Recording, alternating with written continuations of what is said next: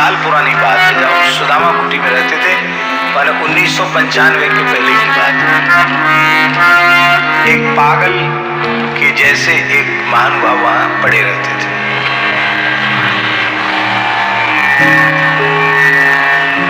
और किसी ने कुछ वहीं डाल दिया, कहीं खाने नहीं जाते थे, कहीं खाने मांगने खाने कहीं नहीं जाते थे, चुप रहते। वहीं किसी ने डाल दिया, उसी रज में ऐसी मिट्टी में धूल में डाल दिए, पूड़ी बर्फी या कोई चीज रोटी, उसी में खा रहे। सुअर आया उसी में से खा के चला गया, कुत्ता आया उसी में से खा के चला गया। और वो देखते नहीं कि सुअर खा के चला गया, कुत्ता खा के चला गया, उसको खा लेते हैं। मैले पुराने से कपड़े, नख इतने बड़े बड़े, क्यों नख कभी काटते एकदम अवधूत की तरह। हमने देखा अपनी आंखों से, कोई कंबल डाल जा रहा है ठंड में, वो डालने वाला कंबल, और सवेरे सफाई वाले लोग, झाड़ू वाले लोग, वो कंबल उठा के ले जा रहे, नया कंबल धीरे से उठा के ले गए।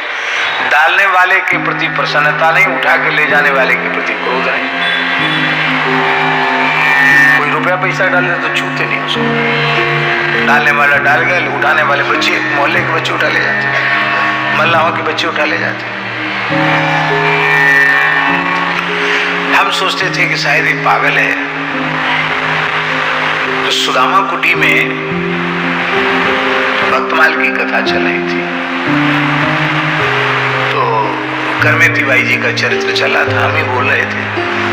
तो माइक कुछ गड़बड़ हो गया बाहर वाला, तो उनको सुनाई नहीं पड़ा होगा, तो वो सुनने के लिए भीतर आ गए उठ के वहां से। और बाहर अब तो पुराना उसको विसर्जित करके नया मंदिर सुदामा कुटी में बन रहा है, ठाकुर जी का बड़े भव्य रूप में बन रहा है। तो बाहर में देखा होगा आपने पुराना जगमोहन, तो पुराने जगमोहन के बाहर एक कुइयां थी, वहां एक बरना की लता थी। तो बरना की लता के नीचे वो बैठ गए, सुनने लगे। अब वो जाली, सीखचे वाली जाली से हमारी नजर पड़ी, मगर ये कथा सुनने यहाँ बैठे, इस वक्त कथा सुनने बैठे, इसका मतलब है कि ये पागल तो नहीं, कथा में पागल क्यों आने लग गया। हम देखा कथा प्रेम से सुन रहे थे, और उसमें कोई प्रसंग आया तो उसमें वो नीचे सिर करके एकदम आंसुओं की धार लग गई उनकी। अब मेरी नजर वैसे उधर ही जाए, मेरी नजर ध्यान उधर ही जाए बार बार, तो हमारे मन का भाव परिवर्तित हुआ कि ये पागल तो नहीं है, ये कोई संत ही है। तो सामने आमने पड़ते तो हम ऐसे सिर झुकाते उनको, मन ही मन, कुछ बातचीत नहीं। वो भी कभी ध्यान ऐसे बाह्य दशा में होते तो वो भी सिर झुका लेते। एक दिन खाक चौक दर्शन करके हम आ रहे थे, ठंड का समय था, शायद माघ या पूस का महीना होगा, बहुत जोर की ठंड थी, एकदम घना कोहरा। और रात्रि के 9 बजे इतना धुंध हो गया गोसाई जी कि बिल्कुल यहाँ से वहां तक का न दिखे। तो वहां खाक चौक से महाराज जी का दर्शन करके वहां से आए, तो मैंने देखा उसी पीपल के नीचे जहां आपका निवास है, उसी पीपल के नीचे वो ऐसे बैठे। तो हमने सोचा एकदम सुनसान है, वीरान है, अब इनसे बात करें। तो उनके पास बैठ गए जाके, भैया सीताराम राधे श्याम, कुछ बोले नहीं, भैया सीताराम राधे श्याम। और देखा तो उस पहचान गए कि यही बाबा कथा सुनाता है। तो ऐसे सिर झुकाया, बोले कुछ नहीं, सिर झुकाया। हमने कही कि आप कहां से आए?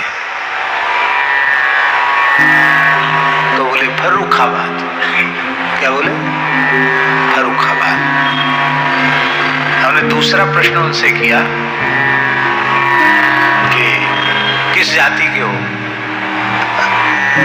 तो हमारे मन में था कि गंदे से रहते हैं, और सुअर भी उसी में खा रहा, कुत्ता भी खा के चला जा रहा, वो खुद भी खा ले रहे हैं, जमीन में रज में पड़ी हुई वस्तु। जाति के हो? बोला कान्य कुब्ज ब्राह्मण। अरे मन में आया कि हाँ, देखने में तो लगता भले घर का लड़का है। कान्य कुब्ज ब्राह्मण, अच्छा ये कुछ पढ़े लिखे हो? बोला MSc। क्या बोला? MSc पढ़ा। अब हम तो जानते नहीं MSc क्या होता, लेकिन कोई ऊंची पढ़ाई होती है MSc। तो MSc पढ़े हुए, पढ़ा हुआ भी। फिर मैंने पूछा कि आप इस तरह से क्यों रहते हैं? तो इतनी प्रश्न सुनकर रोने लग गया। बोला कन्हैया से मिलने के लिए। क्या कहा? कन्हैया से मिलने के लिए। साहब का कन्हैया मिल गए? बोले हाँ मिल गए। नित्य प्रति दरस श्याम श्यामा को नित्य यमुना जल पीता। बोले कन्हैया मिल गए? बोले हाँ मिल गए। तो हमने फिर पूछा कैसे मिले? स्वप्न में मिले कि ध्यान में मिले कि प्रत्यक्ष मिले, कैसे मिले? तो उन्होंने उत्तर दिया जैसे आप आकर हमसे मिले हो ऐसे। फिर महाराज जी हमने फिर पूछा, एक बार मिले हैं? इतना सुनते ही वो बिलक बिलक कर रोने लगे और बोले नित्य दर्शन देते हैं, निरंतर दर्शन देते हैं।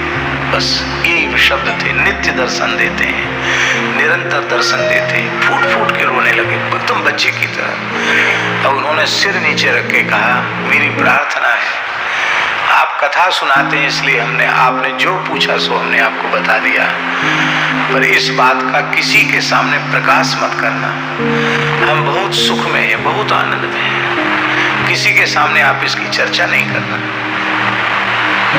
हमने कहा आप विकल न हो, हम आपको वचन देते हैं जब तक आपका शरीर रहेगा तब तक हम किसी के भी सामने आपके संबंध में कोई चर्चा नहीं करेंगे।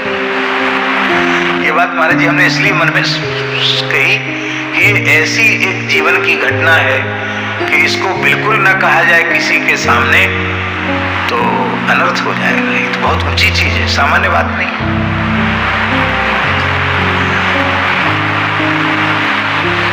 और ऐसी इस घटना के बाद फिर हमारी कभी उनसे बातचीत नहीं हुई। इस घटना के साल 2 साल तक हम उनको देखते रहे वहीं पड़े हुए, और ऐसे ही पता नहीं बीमार पड़े क्या हुआ, खाना पीना उन्होंने छोड़ दिया, कुछ नहीं खाते पीते वहीं पड़े रहते, और उसी पीपल के नीचे पड़े पड़े उन्होंने अपने प्राण विसर्जित कर दिए। रात को पधार गए होंगे, सुबह उठा के जैसे लोग कचरा फेंक आते हैं ऐसे जमुना जी विसर्जित कराए। शरीर में जिनकी अहमता ममता है उन्हीं के लिए बैकुंठी बनाओ, विमान बनाओ, बैंड बाजा बजाओ और अमुक करो तमुक करो, और जिनको श्री ठाकुर जी मिल गए, इस देह का प्रयोजन पूरा हो गया, उस देह को कोई फेंक दो, पड़ा रहने दो, जला दो, बहा दो, जो चाहो सो करो, नहीं तो ऐसे ही छोड़ दो। उनको किसी की भी अपेक्षा नहीं है कि कोई उनके लिए संस्कार करेगा, उनको कोई भोज भंडारा करेगा, कोई पिंडदान जलदान करेगा, इसकी कोई इच्छा उनको नहीं होती। तब से हमारी दृष्टि बदल गई कि वृंदावन के पागल भी पागल नहीं है, ये भी पता नहीं कौन है, कोई पता नहीं। वृंदावन में सब कुछ दिव्य है तो वृंदावन के पागल भी सामान्य नहीं है।